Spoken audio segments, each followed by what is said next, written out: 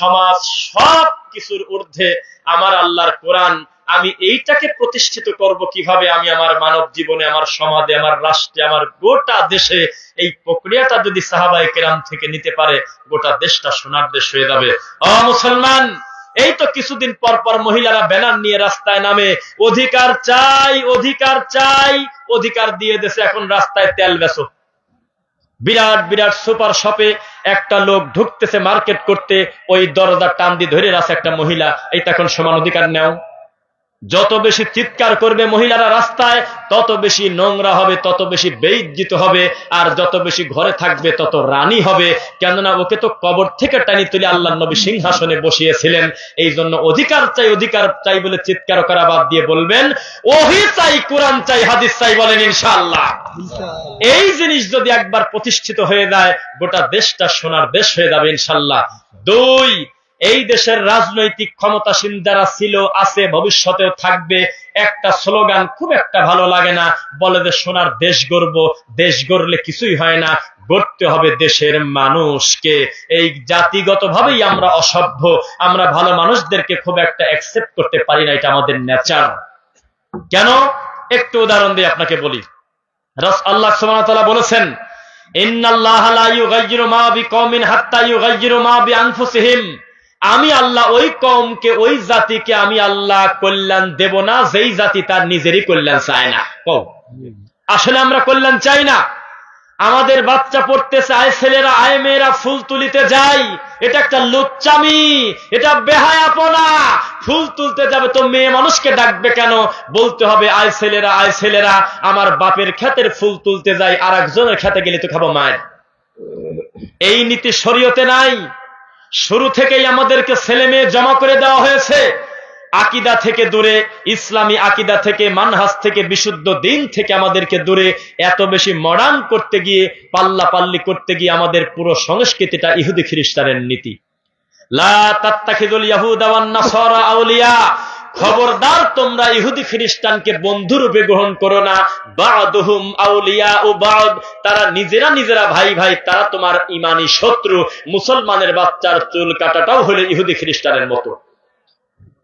ও মুসলমান, চিৎকার দিয়ে ব্যানার নিয়ে রাস্তায় নেমে নারায়ে তাকবীর দিয়ে রাস্তা অবরোধ করে শাপলা চত্বর ঘেরাও করে খুব একটা ভালো কাজ হবে না। কারণ ইহুদি খ্রিস্টান খেলে হলো ব্রেন দিয়ে, আর আমরা খেলি হলো চিৎকার দিয়ে। মূল কাজ করে কিভাবে? ইহুদি খ্রিস্টান দেখলো আমরা যদি ঘোষণা দেই, ও বাংলাদেশের মুসলমান, তোমাদের মেয়েদের সবার বোরকা খুলে ফেলো, আমাকে ধরে পিটাবে, মানবে তো মানবেই না, যারা পড়ে না তারাও পড়া শুরু করবে। মুসলমান জাতি এরকম। একটা বেনামাজিকে যদি ধরে বলা যায় তুই আজকে জুমার নামাজ বাদ দিবি, তোকে আমি 1 লাখ টাকা দেবো, অন্য দিন কিন্তু জুমা পড়ে না, আজকে পড়বি। আর এই কথা শোনার পরে কি করা যায়? তখন তারা সিদ্ধান্ত নিয়েছে বোরকা বোরকার জায়গায় থাক, এমন টাইট ফিটিং করে দেব, পড়া আর না পড়া সমান। কি করবেন করেন এখন। মা আসফালা মিনাল কাবাইনি মিনাল ইজারি ফাফিন্নার। পুরুষ মানুষ যদি টাকনু ঢেকে কাপড় পরে, বিচারের মাঠে আমার আল্লাহ দয়ার দৃষ্টিতে দিয়ে তাকে দিতে পাবেন না, তাকে পবিত্রতা করবেন না। 2 নাম্বার, এর কারণে তাকে জাহান্নামে যেতে হবে। বর্তমান পুরুষ ছেলে পেলে পরে টাকনু ঢেকে, আর মহিলারা পরে টাকনুর উপরে। আল্লাহর নবী বলেছেন, পুরুষের বেশধারী নারী, নারীর বেশধারী পুরুষ জাহান্নামে যাবেই যাবে, এমনকি জান্নাতের গন্ধ পর্যন্ত পাবে না। আর তার পিতামাতার নাম আরবিতে হবে দায়ুস। অথচ এই দায়ুস বাদ দিলে সমাজে কিছুই থাকে না, অথচ তাহাজ্জুদের কোনো ত্রুটি নাই। মুসলমান হজ করে এসে হাতে বালা, বালা কেন?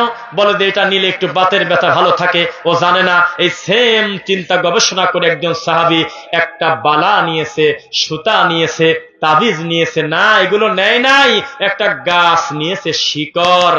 আল্লাহর নবী বললেন, দিলি মাহাদ, এটা কেন, এটা কি কারণে নিলে? তখন সে বলল, আল্লাহর নবী, এইটা নিলে আমার চোখের চুলকানি ভালো হয়। আল্লাহ নবী বললেন, তাড়াতাড়ি খোলো। ফাদখালা ইয়াদাহু ফাকাতাহা, গলার ভিতরে হাত ভরি দিয়ে তাবিজ ছিঁড়ে ফেললো, সুতা ছিঁড়ে ফেললো, বালা ছিঁড়ে ফেললো। এরপরে আপনার ওই লাকড়িটা ছিঁড়ে ফেলার পরে আল্লাহ নবী বললেন, এখন কেমন লাগে? সাহাবী বলতেছে, আল্লাহর কসম, এইটা নিলে চোখের চুলকানি কমে যায়, আর যখন খুলে ফেলি চোখের চুলকানি বাড়ে। আমার নবী বললেন, ইবলিস শয়তান জিন ডাইরেক্ট তোমাকে চুলকা দেয়, তখন তুমি খুলে ফেলো। মাওলানা দেলোয়ার হোসেন সাইদি রহিমাহুল্লাহ আজকে থেকে প্রায় ৩৫ বছর আগে চট্টগ্রামের মতো কবর পোদারি মাজার পোদারিদের ভিতরে চিৎকার দিয়ে হাত উঁচু করে বলেছিলেন, তাবিজ আমাদের কোনো উপকার করতে পারবে না, যাদের গলায় হাতে মাজায় পায়ে আছে খুলে বঙ্গোপসাগরে ফেলে দেন। এ কথা ভুলে গেছেন নাকি? মুসলমান মুসলমান আজকে শিরিক চেনে না, তাওহীদ চেনে না, বিদআত চেনে না, সুন্নাহ চেনে না। এটা একটা আশ্চর্য জাতি আমরা। আমাদের প্রধান বক্তার নাম হলো 32 ইঞ্চি বক্তা, 18 ইঞ্চি বক্তা, হিন্দু থেকে মুসলিম, পুরুষ থেকে নারী, 22 ইঞ্চি বুঝে দেব, প্রতিবন্ধী হুজুর, কানা হুজুর, কোলে করে ধরে নিয়ে এসে 3-4টা বালিশে বসায় দেয়, ওখানে বসে বসে বজলুর রশিদের ওয়াজ মুখস্থ করে টানি চলে যাচ্ছে। তার বিল হলো 62,000 টাকা। মহিলা প্যান্ডেলের মহিলারা বলতেছে, এত ছোট জায়গায় এত বড় বক্তা দাওয়াত দিয়েছে কি কারণে? প্যান্ডেল ছোট হয়ে গেছে। এই জাতির ক্যান্সার। একজন মাদানী আলেম বক্তব্য দেন, একজন ডক্টর বক্তব্য দেন, একজন বড় বিদ্বান, তার সামনে 300 জন লোক বসে থাকে না, চুপ করে বলে যে একে অন্যকে বলে কেমন কেমন লাগে, ওয়াজে কোনো রসকস নাই। আর জুকার, সাপের গল্প, কুত্তার গল্প, ব্যাঙের গল্প জিকির করলে বাসে ওঠে, লাফ দিয়ে ওঠে। এইসব জুকার অসভ্য রোগী যখন বক্তা হয়, তখন জোহরের পর থেকে বিভিন্ন জায়গা থেকে গরু ছাগল আসা শুরু করে গাড়ি ভরে। কি করবেন আপনি বলেন? আমাদেরও তো মন চায় এই দেশটা কোরআন দিয়ে চলুক, হাদিস দিয়ে চলুক। কিভাবে চলবে? এই দেশে 95% মুসলমান বা 90 ভাগের উপরে মুসলমান। এর থেকে মিথ্যা কথা পৃথিবীতে হতে পারে না। এটা একটা অসভ্য নীতি কথা, একেবারে বাজে কথা। কারণ এই 90 ভাগ মুসলমানকে 100 হিসেবে যদি ভাগ করেন, শতকরা 98 জন কোরআন মাজিদ শুদ্ধ করে পড়তে পারে না। 95 জনের উপরে আল্লাহকে ফজরের নামাজে সেজদা দেয় না। 90 ভাগের উপরে তার সৃষ্টিকর্তা আছে কোন জায়গা জানে না, শিরক কি জানে না। এই জাতি মুসলমান হিসাব করতে আপনাকে বলছে কিনা? বুঝতেছেন আমার কথা? এই দেশ 90 ভাগ মুসলমান, এ কথা মিথ্যা। এখন যদি আমি বলি যে 10 জন মানুষ হাত তোলেন, আমি দেখব যেই 10 জন মানুষের সাথে আমার কোরআনের সম্পর্কটা ভালো আছে, কোরআনটা প্রতিদিন একটু অন্তত 2 পৃষ্ঠা হলেও পড়েন, 10টা হাত উঠবেন। আমি দায়িত্ব নিয়ে বলতেছি। এই তো মুসলমান। সকাল সন্ধ্যা বাড়িতে জিকির নাই। 2 বছরের বাচ্চাকে মোবাইল না দিলে ভাত খায় না। মায়ের চোখ কান টানি ছিঁড়ে ফেলে যদি মোবাইল কিনে নেয়। এ তো প্রতিবন্ধী সমাজের দিকে আগাচ্ছি। কোরআন থেকে যত দূরে তত আমরা মহাবিপদের দিকে আগাচ্ছি। মুসলমান, যারা সকালবেলা ব্রেকফাস্ট করে মদ দিয়ে, লাঞ্চ করে মদ দিয়ে, ডিনার করে মদ দিয়ে, ইভিনিং এ মদ দিয়ে তারা নাস্তা করে, এই সমস্ত লোক তারা কলমে লিখে গিয়েছে তামাকজাত দ্রব্য হলো ক্যান্সারের কারণ। আপনার হুজুরের মুখে হাকিমপুর জর্দা কি কারণে জবাব দেন? যেগুলোর আবিষ্কারক তারা বলতেছে এটা ক্যান্সারের কারণ। সবার ক্যান্সার হবে সেটা জরুরি না। এই বাসাইলে একজনের যদি নেশাদার দ্রব্যের কারণে ক্যান্সার হয়, এই কথাই প্রমাণ করে যে এই খাদ্যটা আসলে ভালো খাদ্য না, এটা একটা হারাম খাদ্য। হুজুর মানুষের মুখের দিক তাকানো যায় না, দাঁতগুলো তরমুজের বিচি। এ কোন লজ্জার কথা? ফিরে আসতে হবে আমাদেরকে কোরআন এবং সহিহ হাদিসের দিকে। বলেন ইনশাআল্লাহ। আবুল সরকার এদেরকে বাড়তে দেওয়া হবে না। আগামীর দিন হবে কোরআন সুন্নাহ দিন ইনশাআল্লাহ। আল্লাহকে নিয়ে কটু কথা বলবে, রাসূলকে নিয়ে কটু কথা বলবে, মুসলমানের শরীরে রক্ত থাকলে আমরা তাকে ছেড়ে দেব না ইনশাআল্লাহ। এত সহজ নয়। এই দেশ কোরআন হাদিস দিয়ে চলবে।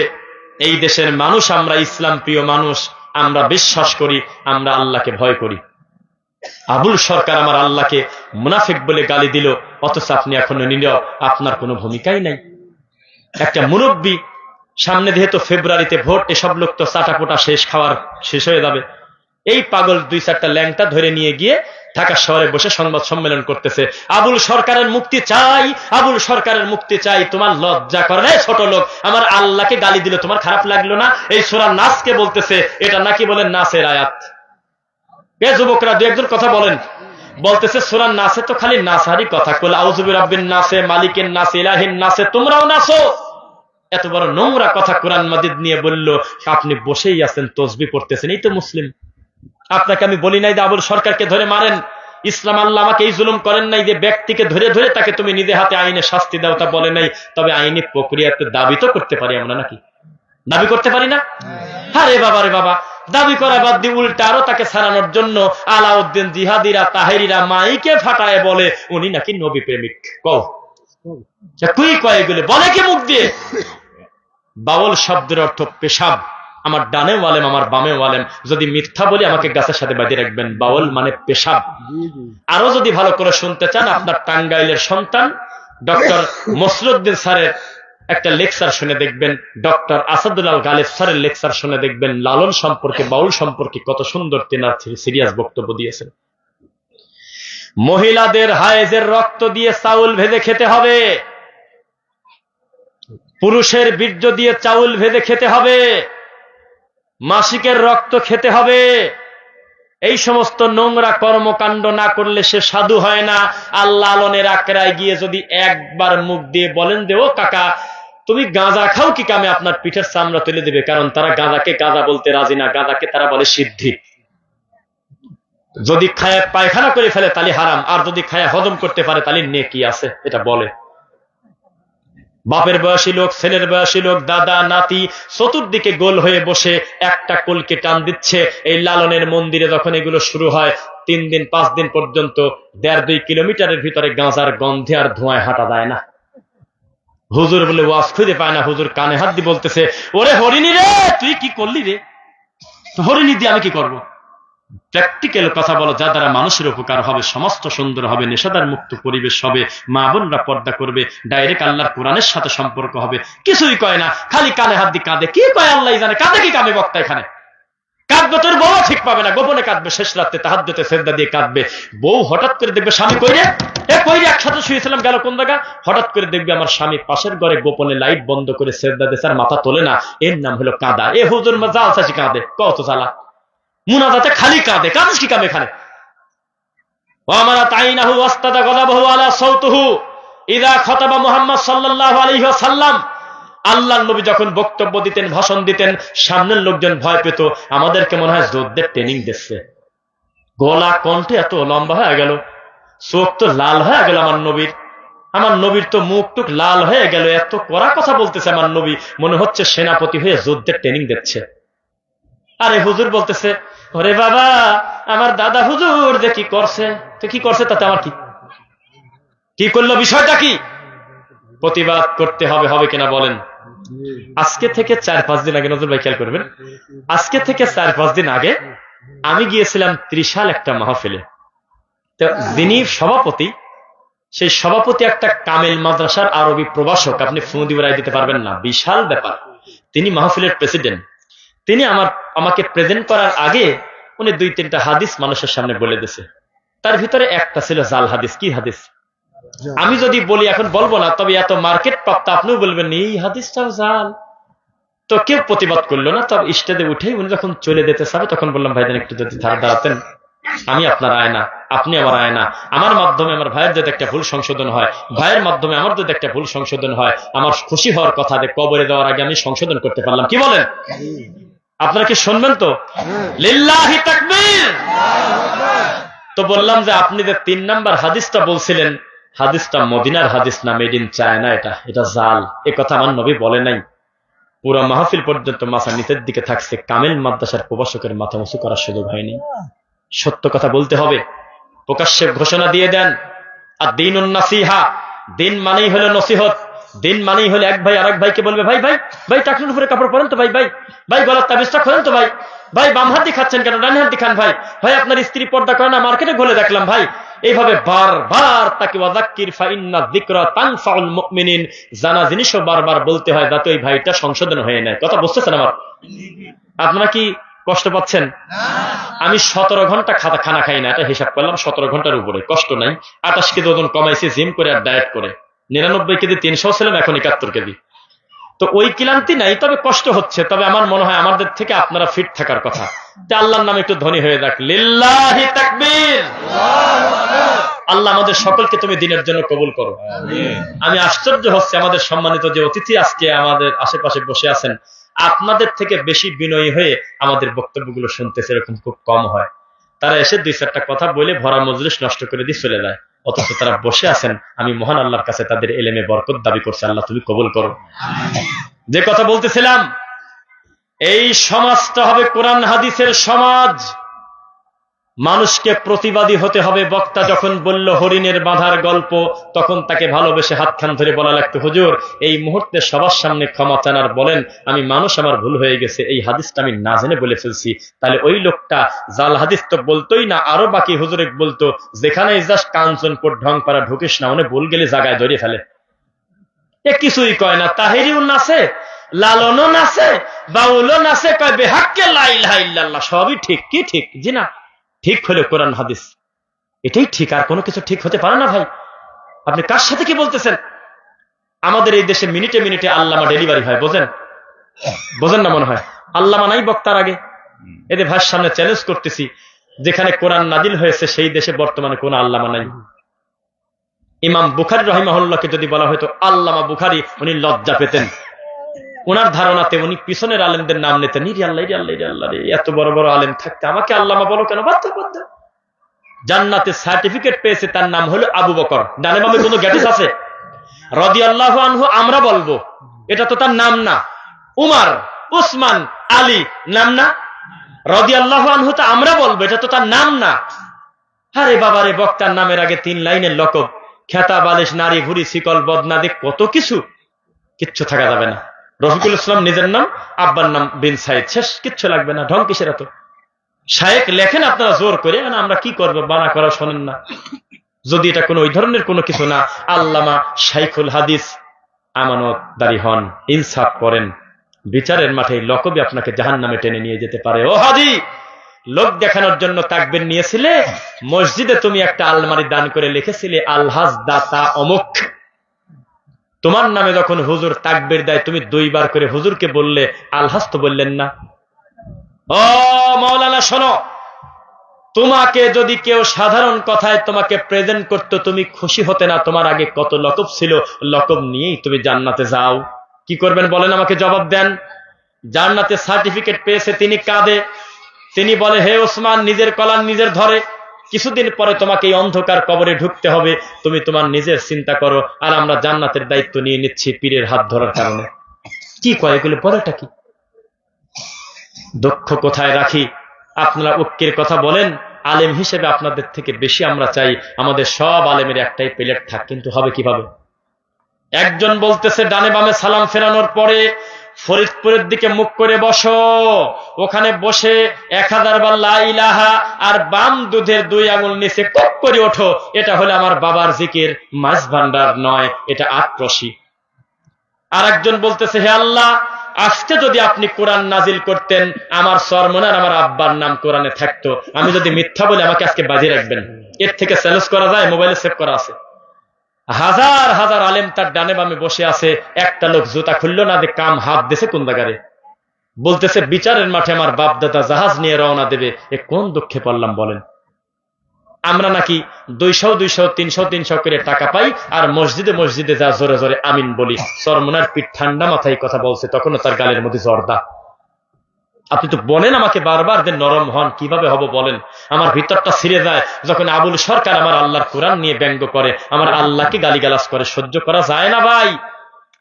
এটা সেদিন আপনি ঠকে গেছেন যেদিন তাহেরিকে ধরেন নাই, যেদিন তাহেরি খোলা মাঠে কোরআন সামনে নিয়ে বলেছিল আল্লাহ আগে ছিল এখন নাই, আল্লাহর ধন রাসূলকে দিয়ে আল্লাহ গেছে খায়ে খালি হয়ে। রাসূলের ধন খাদা পেয়ে শুয়ে আছে আজমিরে, আল্লাহ নাই, নবী নাই, আছে খাদা, কেউ ফেরে না খালি হাতে।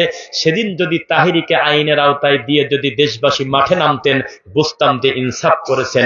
ওর ব্যাপারে কিছুই বললেন না, আবুলের পাশে লাগিয়ে গেলেন ঠিক আমি। ও তো ল্যাংটা বোঝাই যায় আবুল, ওর তো ধর্মও নাই কর্মও নাই, বলতেছে আল্লাহ বলে এক একবার এক এক কথা কয়, কি সহ্য করা যায়? কি বলেছে শুনবেন নাকি?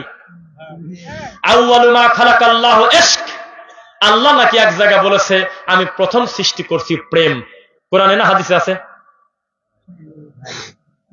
পিছন লোক ভয় পাচ্ছে যে কোথাও মনে আছে মনে হয়। আরে বাবা, রামায়ণেও না এসব বাজে কথা। আবার নাকি আল্লাহ বলেছেন আউয়ালু মা খালাকাল্লাহু নূরি, প্রথম সৃষ্টি করছে নূর। কোরআনে না হাদিসে? নাই। নাই বলতে লজ্জা পান কেন? এইরকম 4-5টা মিথ্যা কথা বানায় নিয়ে এসে বলতেছে আল্লাহ খালি এক একবার এক এক কথা কয়। আস্তাগফিরুল্লাহ আযীম। আর টাঙ্গাইলের ভাষা এমন একটা নোংরা কথা বলেছে, আমরা ঈমান আলা মানুষের কথা বলতে পারি না ভাই। দোয়া করেন আল্লাহ যেন এই জমিন থেকে কোরআন হাদিসকে নিয়ে যারা ব্যঙ্গ করে তাদের শাস্তি দেন, বলেন আমিন। আমাদের হাতে লাঠি দেওয়া হয় নাই, আমাদেরকে আল্লাহ বলে নাই যে তোমরা মানুষকে লাঠি পিটা করে হেদায়েত দাও। আমাদেরকে বলেছে তুমি দাওয়াত দাও, তোমার দাওয়াতে কেউ যদি গ্রহণ করেও তুমি নেকি পাবে, না করলেও নেকি পাবে। আল্লাহ নবী বলল মান হাজার রজুল, উনি কে? আল্লাহ নবী। ওদের সামনে হাঁটে যাচ্ছে একা, উনি হলো নবী একটা জামানার, আর পিছনে 3 জন হলো তার জামানার উম্মত। টাইম কি কম পাইছিল নাকি? না, 500 বছর দাওয়াত দিয়েছে, কথা শুনছে কয়জন? আল্লাহ নবী বলবেন উনি কে? তালি পিছনের 2 জন উনি কে? আল্লাহ নবী। সামনের লোকটা একটা জামানার নবী, আর পিছনে তার উম্মত 2 জন। এত দাওয়াত দিয়েছে, কথা শোনে নাই, 2 জন নিয়ে জান্নাতে চলে যাচ্ছে। আচ্ছা দাঁড়া, ওদের উনি কে আর সামনে একজনকে? সামনে ইমাম, পিছনে মুসল্লি, সামনে নবী, পিছনে তার উম্মত, ওরা 2 জনই জান্নাতে চলে যাচ্ছে। আল্লাহ নবী বললেন আহারে লাইসা মাহু আহাদ মান হাজার রজুল, এই লোকটা কে? ওর সাথে তো লোকই নাই। তখন বলা হবে, এলান করা হবে, আল্লাহর নবী উনি দাওয়াত দিয়েছে হাজারো বছর, তবে তার দাওয়াতে কেউ কালেমা পড়ে নাই। আর মহান আল্লাহ যেহেতু কারোর প্রতি জুলুম করে না, উনি চেষ্টা করতে হয় নাই, এই জন্য একাই জান্নাতে চলে যাচ্ছে। আমার উম্মত কই? এমন একটা দল নবীর সামনে পেশ করা হবে, যেই দলের ডান দেখা দেয় বাম দেখা দেয় না, খালি মাথার মাথা। নবী খুশি হয়ে মনে করবে এরা আমারই উম্মত। আল্লাহ নবী এই কথা বলার সাথে সাথে ফেরেশতারা নাকচ করে দিয়ে বলবে এরা হলো মুসা নবীর উম্মত, আপনার না। আল্লাহ নবী একটু ভীত সন্ত্রস্ত হয়ে মনটা খারাপ করে থাকবেন, না জানে আমার উম্মতের সংখ্যা আগের মতো পরিস্থিতি হয় কিনা। কি করা যায়, কি করা যায়? হঠাৎ করে আমার নবীর সামনে এমন একটা দল পেশ করা হলো, যেই দলের মাশরিক দেখা যায়, মাগরিব দেখা যায় না, পূর্ব দেখা যায়, পশ্চিম দেখা যায় না, উত্তর দেখা যায়, দক্ষিণ দেখা যায় না, খালি মানুষ আর মানুষ। তখন নবীকে বলা হবে হাযা উম্মতে মুহাম্মদ সাল্লাল্লাহু আলাইহি ওয়াসাল্লাম, এসবই আপনার উম্মত। অনেক কথা আছে। এরপরে কি করবে জানেন? 70,000 আগেই ভাগ করে ফেলবে সিরিয়াল করে। কেউ কথা বলেন তো, চেনেন এই 70,000 কারা? আলেমরা বলবেন না, ভাই বলবেন না, তাহলে ঠিক পাওয়া যাবে। এই বলেন, এই হিসাব নিকাশের আগে 70,000কে সাইড করে ফেলবে, বলবে এক সাইড হোক, এক সাইড হোক। কারা তারা? যারা কোনো কুলক্ষণে বিশ্বাস করে নাই, যারা কোনো কুলক্ষণে বিশ্বাস করে নাই, তাবিজ, বালা, সুতা, অষ্টাধাতুর আংটি, হারবাল, নারী ভুড়ি, কত গাছ যে গলায় মাজায় পাজায় নেয় তার হিসাব নাই। এরা যারা এই বিশ্বাস করে নাই, তাদেরকে 70,000 আগেই সরাই দিয়ে বলবে হিসাবের আগে জান্নাতের সিরিয়াল দিয়ে দাও। আচ্ছা দাঁড়ান, বিশাল সিরিয়াল হয়ে গেল না নবীর উম্মতের? তো নবী এখন কিসের কাছে যা দাঁড়াবে কেউ বলেন তো দেখি? কিছুই তো জানেন না। বোঝা গেল আলেমদের বক্তব্যে বসতে হবে, অনেক কিছুই আমরা আমাদের অজানা এখনো আছে কিনা। নবী চলে যাবে হাউজে কাউসারের পানির কাছে, বলেন না সুবহানাল্লাহ। নবী হাউজে কাউসারের পানির কাছে যাবে কোন সময় জানেন? আমরা 2 ভাই যাওয়ার আগেই, আপনি যাওয়ার আগেই, আমাদের সবাই যাওয়ার আগেই। কেন? কারণ নবী আশা করে থাকবে আমাকে অনুমতি দিয়েছে আমার আল্লাহ, আমার কাছ থেকে যেই উম্মতটা পানি খেতে পারবে জান্নাতে যাওয়ার আগ পর্যন্ত তার আর গলা শুকবে না। সুবহানাল্লাহ। তো যাক, পানির কাছে গেছে। আল্লাহ নবী দেখলো যে পানি তো ঠিক মতো কি বেশ খাচ্ছে উম্মতরা, কিন্তু আমার উম্মতের একটা বিরাট লম্বা একটা কাতার, গার দড়ি ধাক্কা দিয়ে ফেরেশতারা লাইন আলাদা করে দিয়েছে, অন্য লাইনে নিয়ে গেছে। ধান খেতে পানি দেন না, না, ওটার মাঝখানে কি বলেন আপনারা? আইল। আপনার ক্ষেতের পানি দেওয়ার কথা একজন করছে কি, ওইটা আটকা দিয়ে আর একদিকে লাইল বাড়ি করে দিয়েছে আরেকজনের ক্ষেতে। ভালো করছে। তো ফেরেশতারা যদি কাউকে ধরে নিয়ে চলে যায়, এটা কি পাপ করছে না নাকি করছে? না বুঝি কথা কয়। ফেরেশতা পাপ করবে কি কামে? প্রয়োজন আছে জন্যই তো নিয়ে যাচ্ছে, এটা হলো মূল কথা। আমার ফেরেশতা এক কঠিন দলকে, আমি খুব বেশি কথা বলবো না, তবে যেটুকু বলবো বাড়ি যাওয়ার পরে বলবেন, আলোচনা করবেন চায়ের দোকানে, এই লোকটা আমাদের মাহফিলে এসে ইনসাফ করে গেছে। আমি আশাবাদী ইনশাআল্লাহ। যে কথা বলতেছিলাম, এই কথাটুকু যদি আমি কান্নাকাটি করে সুর দি কাঁদি কাঁদি বলতাম, রাভারের মতো টাইনি 2 ঘন্টা বলা যায়। আমি দ্রুত বলতেছি যাতে সবাই বুঝতে পারেন।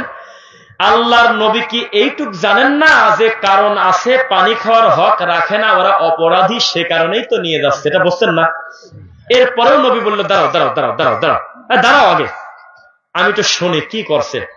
তখন ফেরেশতারা বলবে মানুষ হত্যা করেছে আপনার উম্মত, ঠিক কিনা বলেন? না, আমি পরীক্ষা নিচ্ছি, আপনারা হারিয়ে যাচ্ছেন। ওরা জেনা করেছে আপনার মৃত্যুর পরে, হে নবী, ঠিক কিনা বলেন? না। ওরা মানুষের মাথায় বাড়ি দিয়েছে, সুদ খেয়েছে, ঘুষ খেয়েছে, বলবে না। কি বলবে? লিমান বাদ্দালা দীনি, ছোট্ট করে খালি বলবে আল্লাহ নবী আপনার মরার পরে দিনটা পরিবর্তন করে ফেলছে। আপনি রেখেছিলেন দরুদ মিলাদ বানা ফেলছে। আপনি বলছিলেন তুমি মা তোমার বাচ্চার সূরা বাকারা শেষ 2 আয়াত, সূরা মুলক, আয়াতুল কুরসি, সূরা ফাতিহা, ইখলাস, ফালাক, নাস কতটা আছে, তুমি কোরআন করে একটু ফু দাও, ঝাড়ফুঁক করো। ওরা সহ্য করতে না পেরে কোরআনের আয়াত কাইটি হুজুর মানুষ প্যাকেট করে তাবিজ বানা নিরীহ বাচ্চার গলায় দিয়ে দিয়েছে, ওইটানি পায়খানায় যায়। মানে দিনে হাত দিয়েছে, মূল কথা শরীয়তে হাত দিয়েছে। আল্লাহ নবী আপনি বলছিলেন, আমি বলে দিয়েছিলাম আল্লাহ ওয়াযকুর রাব্বাকা ফি নাফসিক, জিকির করো মনে মনে, তাদাররুআন ওয়া খীফা, ভয় ভীতি নিয়ে বিনয়ের সাথে, চিৎকার চেঁচামেচি করো না, আমার আল্লাহ সীমা লঙ্ঘনকারীকে পছন্দ করেন না। তার মানে জিকির হলো ব্যক্তিগত ইবাদত, ধীরে ধীরে। না ভুল বললাম? তো ওরা করছে কি, ওরা সবাই মিলে প্রেসার দিয়েছে আপনাকে, আরো জোরে লা ইলাহা, এই কথা বলে বক্তা পানি খায়, মানে এটা হলো চা খাওয়ার দোয়া। আছে নাকি দেখছেন? অথচ আপনি নবী এটা আপনি শেখান নাই। আপনি সালাম ফেরানোর পর মোনাজাত করেননি, ওরা করতো। আপনি সালাম ফেরানোর পর তাসবিহ পড়তেন, সাহাবীরাও করতেন, কিন্তু ওদের ভালো লাগলো না। ওরা বলতেছে বিহাক্কে লা ইলাহা ইল্লাল্লাহ। অথচ কত লোক জামাত পায়নি ফরজের নামাজের, কত লোক মাগরিবের জামাত পায়নি 2 রাকাত 1 রাকাত। আর এই হুজুর জোরে জোরে বলতেছে রব্বানা যালামনা আনফুসানা ওয়া ইল্লাম তাগফির লানা ওয়া তারহামনা লানাকুনান্না মিনাল খাসিরিন। আমার এই মোনাজাতের শব্দ আমার এই নামাজি ভাইয়ের কানে গেল কিনা? মরা পর্যন্ত মোনাজাত দিয়ে একটা ফরজ নষ্ট করার দায় ঠিক হবে ভাই? আল্লাহ নবী লিমান বাদদালা দীনি, আপনার মরার পরে ওরা বেদাত করছে। তখন নবী বলল না করে আমার কাছে আসো, তাই বলবে নাকি? কি বলবে বলেন তো? এমন একটা শব্দ মুখ দিয়ে 2 বার বলবে, এই কথা 2 বার বলার অর্থ হলো আদবের সাথে তাদেরকে তাড়িয়ে দেওয়া না, তাদেরকে ঘৃণার সাথে তাড়িয়ে দেওয়া। একবার হলো স্বাভাবিক। ভাই আপনি তো সরে বসেন তো, পিছনের লোক দেখা যাচ্ছে না, এটা হলো স্বাভাবিক। এখান থেকে যান, ওঠেন ওঠেন, এটা হলো রাগ করে বলা, স্বাভাবিক না। আল্লাহর নবী একবারও বলল না যে আমার উম্মতের ব্যাপারে আমি সুপারিশ করি, একটু ভুল ভ্রান্তি বেদাত করছে না করে, টাঙ্গাইলে তো কতটাই চলে, কিচ্ছু বলবে না। যেই দিনের ব্যাপারে কথা আসছে নবী বলল সফকান সফকান, সরো সরো, আমার সামনে থেকে দূর করে নিয়ে দাও, লিমান গায়্যারা বাদি, ওরা আমার উম্মতি না। যা। কারণ 2টা হাদিস বলে শেষ করব। আল্লাহর নবী বলতেন, তাকান আমার দিকে, বিসমিল্লাহ, আঙুল গণেন না, কর গণেন, বলেন বিসমিল্লাহ। কয় হলো? ডান হাত। কয় হলো? 1 শ্বাসে খাওয়া হলো না, 3 শ্বাসে খাওয়া লাগবে। কয় হলো? শ্বাস ভিতরে দেওয়া যাবে না পানি খেতে গেলে। কয় হলো? দাঁড়িয়ে খেতে হবে। কয় হলো? খাওয়ার শেষে পানির বোতলটা রেখে বলতে হবে আলহামদুলিল্লাহ। কয় হলো? তার মানে শরীয়ত কারণ মন মতো চলে না, নিয়ম বাধা আছে, আছে কিনা? আপনি যদি টয়লেটে যাওয়ার আগে সূরা ইয়াসিন পড়েন নাকি হবে, তাই না? ওখানে আলাদা একটা দোয়া আছে। ইয়াসিন পড়ার কোনো অপরাধ না, কিন্তু জাগার জিনিস অজাগায় পড়ার কারণে আপনি গুনাহগার, জাহান্নামে যাওয়া লাগবে। কারণ পণ্ডিত আপনাকে করতে বলেছে। কেউ যদি স্ত্রী মিলনের পূর্বে লা ইলাহা ইল্লা আনতা সুবহানাকা ইন্নী কুনতু মিনাজ জালিমিন 82 বারও পড়ে, নেকি হবে? বরং শয়তানি করার কারণে, দিন নিয়ে মস্করা করার কারণে জাহান্নামে যাওয়া লাগতে পারে। কারণ এই জায়গা সেই দোয়া না, এখানে আমার নবীর পদ্ধতিতে ভিন্ন একটা দোয়া আছে, ও আর একটা আনলো কি কারণে? আল্লাহ নবী তাকান আমার দিকে, হাত থেকে হাত দিকান, আল্লাহু আকবার। আমার নবী হাত বেঁধে মাঝে মধ্যে সানা হিসেবে পড়তেন ইন্নী ওয়াজ্জাহাতু ওয়াজহিয়া লিল্লাযী ফাতারাস সামাওয়াতি ওয়াল আরদা হানিফা ওয়া মা আনা মিনাল মুশরিকিন। কোরআন মাজিদের আয়াত আমাদের হুজুরদের সহ্য হলো না, নামাজের বাইরে নিয়ে আসে, কয়েছে যায় নামাজের দোয়া। কত জ্বালা! যায় নামাজের আবার দোয়া কিসের? মিথ্যা বলছি নাকি আমি?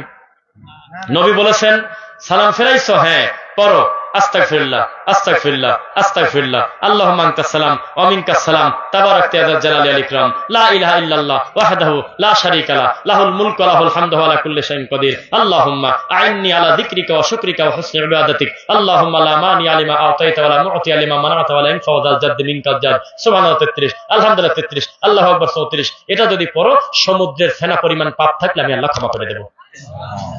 এখন আপনি আমাকে বলেন, জীবনে কি নামাজ পড়তে দেয়, এটা দেখছেন কিনা? সবাই সাক্ষী দেন। আসসালামু আলাইকুম রহমতুল্লাহ, আসসালামু আলাইকুম রহমতুল্লাহ। অনেক মুসল্লির মাথায় হাত, দেখেন নাই? এই মাথায় হাত দিয়ে যদি 1 পারা কোরআনও পড়ে, তাও সে জাহান্নামে যাবে। কেউ চ্যালেঞ্জ করলে হাত তোলেন কোন বাপের বেটা। এখানে কি পড়তেছে সেটা বড় কথা না, আমার নবীর এই পদ্ধতি না, ও কেন নিজের মন মতো করতে গেল, এটা হলো তার পাপ। বুঝতেছেন? ডক্টর খন্দকার আব্দুল্লাহ জাহাঙ্গীর রহিমাহুল্লাহর মতো হানাফি যদি হতেন আত্মারা ভরে যেত। সাইদি রহিমাহুল্লাহর মতো যদি বলে ফেলতেন প্রকাশ্যে যে আমি আগে মিলাদ পড়ছি, আমি জানতাম না, পরবর্তীতে যখন দেখলাম যেটা বেদাত আমি পরিত্যাগ করলাম। মদিনা বিশ্ববিদ্যালয়ে তাকে নিয়ে যাওয়া হয়েছিল সাইদি সাহেব যখন এই ইয়েতে যায় হজে, বহু আগের ঘটনা। পুরাতন ছাত্ররা বলেছেন, সম্ভবত ডক্টর শহীদুল খান মাদানী বলছিলেন, ছাত্ররা তাকে ডেকে বললেন আপনার বক্তব্যের এই ব্যাপারে একটা আপত্তি আছে। উনি নাকি পুরো বৈঠকে বসে থেকে মুখে এক সোল কষ্ট নাই, খালি হাসে আর বলে আপনারা আমাকে সংশোধন করে দিলে আমি সংশোধন করে নেব। এই মানুষ কই পাবেন বলেন? বুকটা উজাড় করে সে সত্য গ্রহণ করে নিত। হানাফি হলে এরকম হন। আপনি হানাফি হয়েছেন কি? মাজারে সেজদা দিচ্ছে সেও বলে হানাফি। কোন তো জ্বালা! পীরের হাত ধরে পড়ে আছে, মাইক নিয়ে দৌড় মারতেছে, কামড় দেয়, চুমে খায়, গলা ধরে পড়ে যায়, টুপি নিয়ে দৌড় মারে, এও বলে হানাফি। কত জ্বালা! জি না, ইমাম আবু হানিফা সারাটা জীবন কষ্ট করেছে কোরআন এবং হাদিসের খেদমতের জন্য। মানুষ হিসেবে তার ভুল হলেও চেষ্টার কারণে তিনি আল্লাহর কাছে নেকি পেতে পারেন কিনা। কিন্তু আপনি জেনে শুনে জর্দা খাবেন, জেনে শুনে গলায় তাবিজ দিবেন, জেনে শুনে মরা বাপের নামে খয়রাত খাবেন, জেনে শুনে মানুষকে কষ্ট দিবেন না। কোরআন হাদিসের অনুযায়ী আমরা চলবো। আল্লাহ তুমি আমাদেরকে কবুল করো, আল্লাহুম্মা আমিন। আল্লাহ নবীর হাতে শরবত আসলো, শরবত খাওয়ার পরে, খেজুর খাওয়ার পরে, আমার নবীর একটা স্বভাব, একা মোটখানি খায় না, কিছু ব্যাগকেলি লোক বরযাত্রী যায় মেয়ালাকে ধ্বংস করে দিয়ে আসে। অমানুষ, অমানুষ, অমানুষ। দুইটা খানা, ফ্রি খানা আমাদের দেশে আছে, একটা হলো বরযাত্রী খানা, একটা হলো মৌতি খানা। এই দুই নিকৃষ্ট খানা আমাদের সমাজ থেকে না উঠলে এটা জাহিলিয়াত দূর হবে না। আমার নবী কখনো মানুষের প্রতি জুলুম করতেন না। একটু দুই এক ঢোক খেয়ে বাকিটা সাহাবীদের দিয়ে বলতো তোমরা খাও, শরবতটা তোমরা খাও, খেজুরটা তোমরা খাও। আর আমরা কি করি? বিয়েই দাওয়াত দেশে মেয়ে আলা তো বিপদে পড়ছে, তাই না? 3 বছর ধরে চিন্তা করতেছে মেয়ে বিয়ে দেওয়া লাগবে, প্রস্তুতি নিচ্ছে। তুমি কত বড় ছোট লোক, তোমার বাপ 10 জন লোকের খাবারের ব্যবস্থা করতে পারে, আর এই মেয়েটা এখনো বাড়িতেই আনলো না। 18 বছর কষ্ট করে মানুষ করলো এই লোকটা, এই লোকের কাছে বলছে লাখ 2 দিলেই হবে নি। আমার কাছে কি টাকা নেব নাকি? আপনি একটা হোন্ডা দিলে আপনার জামাই তো অফিসে যাবে আসবে, আমার কি? গহনা যা দিবেন আপনার মেয়েই পড়বে, আমার তো কিছু না। রে পাগল, তুই বললিটা কি মুখ দিয়ে? হ্যাঁ, তোর ওই যে লোকটা বিয়েই হবে, তার বাড়ি ফকির ভিক্ষে সাথে যায়, কতবার ফেরত আসে, পায় না ঠিক মতো। আর সে তোর খুশি হয় তোর 10 ভরি স্বর্ণ দেবে, তোর ছেলের হুন্ডা দিবি। আরে ছোট লোক রে, আমার নবী মানুষকে কষ্ট দিত না। শরবত একটু খেয়া করছে কি, বাকিটা দিতে যায় দেখে যে ডাইন পাশে রয়েছে বাচ্চা ছেলে পেলে। আমাদের ওই চট্টগ্রামের দিকে কয় হলো লেদা বাচ্চা, আর পাবনা কয় গেদা ফল ফল। আপনাদের কি কয়? ছেলে পেলে এরকমই কাছাকাছি। তো তো দেখে যে এদিকে জুনিয়র একবারে, আর বাম পাশে রয়েছে জান্নাতি সাহাবীরা, আবু বকরের মতো মানুষ। পড়েন সুবহানাল্লাহ। তো অনুমতি নিচ্ছে, তোমরা কি আমাকে অনুমতি দেবে? শরবতের অবশিষ্ট আমি বাম দিক থেকে দেই, দেওয়া উচিত ডান দিক থেকে আমি জানি, তবে অনুমতি যদি দিতে, সঙ্গে সঙ্গে তারা পানি নিয়ে বলতেছে, শরবত নিয়ে বলতেছে দেব না, অনুমতি দেব না। আল্লাহ নবীর মুখের খাওয়া জিনিসের অবশিষ্ট আমরা আমাদের উপরে কাউকে প্রাধান্য দেব না, আমাদের দ্বারা আমরা খাবো। নবী বললেন আলহামদুলিল্লাহ, বাঁচে গেলাম, কারণ শরীয়তের কাছে আমি নবী নিজেও জিম্মি। আমাকেও আল্লাহ অনুমতি দেয় নাই যে তুমি বাম দিক থেকে শুরু করো, কোনো কিছু দিতে গেলে ডান দিক থেকে দিতে হয়। সুবহানাল্লাহ। এই শরীয়ত কেমনি এমনি চলবে ভাই? একটু কষ্ট করতে হবে না? খালি বাপ বুকে হাত বাঁচছে, আপনি বাঁচতেছেন জোরে আমি না, আপনার বাপ বলছে আপনি বললেন সৌদি জান্নাতে যাওয়া যাবে ভাই? আকীদা মানহাজ বুঝতে হবে না? তাওহীদ বুঝতে হবে না? আদব কায়দা কি কিছু বুঝতে হবে না? বুঝতে হবে। বুঝতে হবে কিনা? আল্লাহ তাআলা কবুল করুক, বলো না আমিন। আগামীকালকে আবার আপনার বাড়ির কাছেই আসতেছি।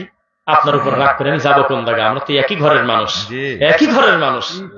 আপনি খালি মুখ দিয়ে খালি একবার বলবেন যে আল্লাহ আমাদের এই মাঠে তুমি দাওয়াতি মানহাজকে দিনের জন্য কবুল করো, আলেম তৈরি করো। আর আমি দোয়া করবো আল্লাহ আমাদের শ্রোতাগুলোদেরকে তুমি দিন বোঝার তৌফিক দাও। শেষ। আমরা তো একে অন্যের সাথে ইংরেজিতে বলে টু বি কানেক্ট, একটার সাথে আর একটার সমন্বয়। কথা বুঝতেছেন? তো যাই হোক, আমাদের প্রিয় ভাই মাশাআল্লাহ, আমার ভাই স্মরণ করা দিচ্ছেন যে আমাদের মা বোনরা নাকি প্রচুর পরিমাণে আসছে। মা বোনদের জন্য 3 মিনিট বলে, 3 মিনিট হলো নিজের মেয়ের 18 বছরের পাপ মানিয়ে নিয়েছে।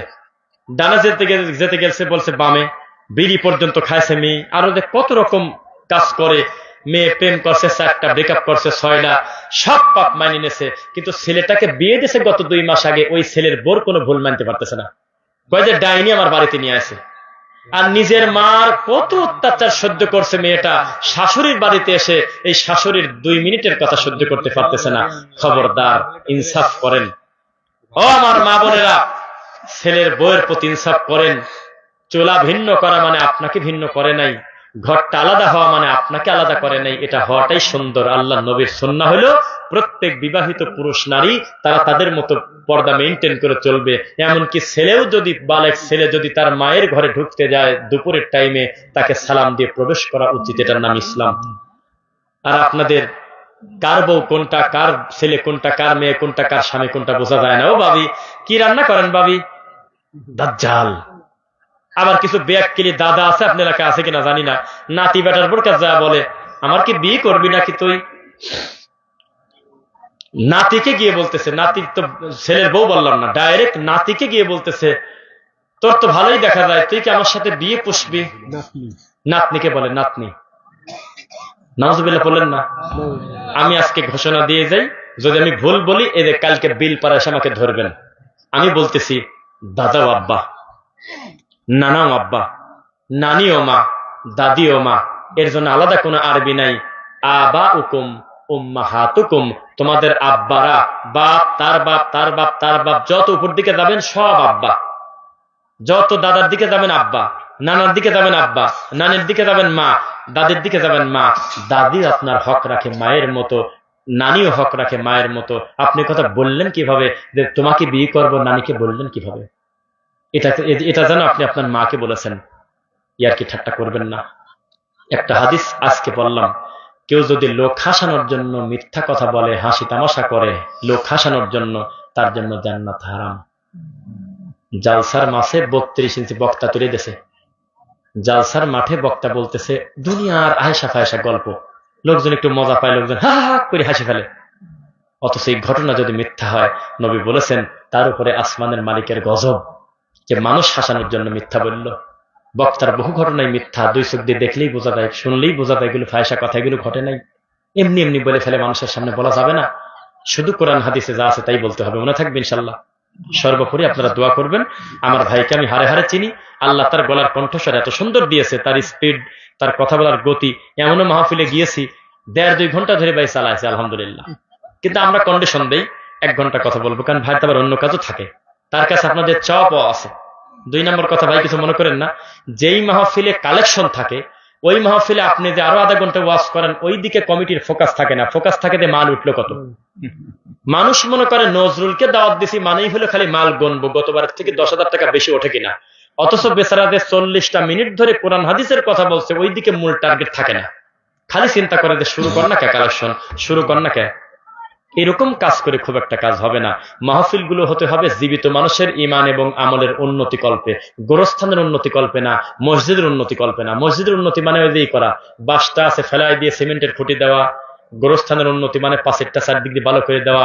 এগুলো দিলেও চলবে, না দিলেও চলবে, কিন্তু ইমানের উন্নতি যদি না হয়, পরকাল শেষ। আল্লাহ তুমি আমাদের আশা দেওয়ার এই সফরটাকে দিনের জন্য কবুল করো।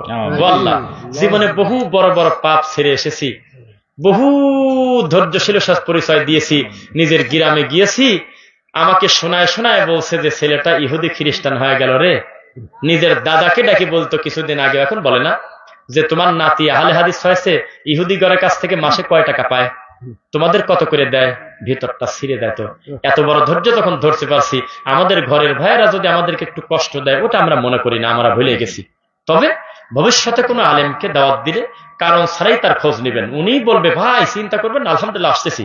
বাড়ি দেওয়া বলবে বাপ রে বাপ, আমি বাড়ি দেওয়ার আগ পর্যন্ত 5 বার ফোন দিয়েছে, কেমন তার দায়িত্ব। আগামীতে উপজেলা চেয়ারম্যান ইলেকশন করবে, আমি আর ভাই ওয়াজ করে আসলাম, সেই লোক চলে গেছে আবার তার টিম নিয়ে মাহফিল শুনতে। জায়গার নাম হলো, ওই যে গতকালকে ওয়াজ করলাম, হলো নাটিয়াপাড়া নাম আছে জায়গার নাম, নাটিয়াপাড়া। সেখানে চলে গেছে। ভাই আপনি এলেন, যতই ব্যস্ততা থাক ওয়াজ করে দিয়েছেন, গ্রামের লোকের মন ভরে গেছে, চলে এসে রওনা দিছি গাড়ি ভাড়া করে। এই আন্তরিকতা কই পাবেন? আমি এবার আজকে আসার সময় ফোন দিছি, ভাই কেমন আছেন? আমি এক জায়গায় আইসি, না হলে আপনার সাথে চলে যেতাম। তো এটা সম্পর্ক রাখবেন মানুষের সাথে, ভালোবাসা রাখবেন। 40 বছর পরে বলবেন একজন আলেম আসছিল, হেসে হেসে কথা বলছে আমাদের সাথে আদব দিয়ে। আল্লাহ তুমি আমাদের ক্ষমা করো। একটা লোক উঠবেন না, যেহেতু দিনী প্রতিষ্ঠানের স্বার্থে আমি আশাবাদী, আপনারা একটু সাদাকা করবেন এবং ভাই তারপরে দোয়া করবে, আমরা আমাদের গন্তব্যে চলে যাবো দ্রুতই, কেননা এখন দ্রুত না গেলে আপনার এই চলন্ত পথে গাড়ি ঠেকানো লাগবে। আমরা যেহেতু ফকির বক্তা, পরিষ্কার কথা, গাড়ি কেনার সামর্থ্য নাই, গাড়ি কিনতে পারতেছি না, এটা সুযোগ নাই। 2 দিনের বডি ভাড়া চায় 7,000 টাকা, বক্তার গাড়ি একদিনের হয় না। যতই দ্রুত ছেড়ে দেন, যেতে যেতে তো পরের দিন 6টা 7টা 8টা বেজে যায়। ওই ড্রাইভার বলে আমরা আর ওই দিন চালাতে পারি না, 2 দিনের দেন। টোল দিয়ে, গ্যাস দিয়ে, যমুনার সবকিছু হিসাব করে হিসাব আসে 11,000 টাকা। যদি দেয় 15,000, তো বাড়তিন বিকাশে কি আর টাকা আনবো? সাথে তো লোকও থাকে সফর সঙ্গে। এই তো আমাদের জীবন। আর যারা আগে 20 নেয়, পরে আরো 50 দিও, আসি বানরের গল্প বলে চলে যায়, এদের টাকা হয়, গাড়ি হয়, সব হয়। আল্লাহ তুমি ক্ষমা করো, আল্লাহ আমিন। বারাকাল্লাহু লানা। আসসালামু আলাইকুম ওয়া রাহমাতুল্লাহ। ওয়ালাইকুম আসসালাম। ভাই কেউ উঠেন না, উঠেন না, সাবধান।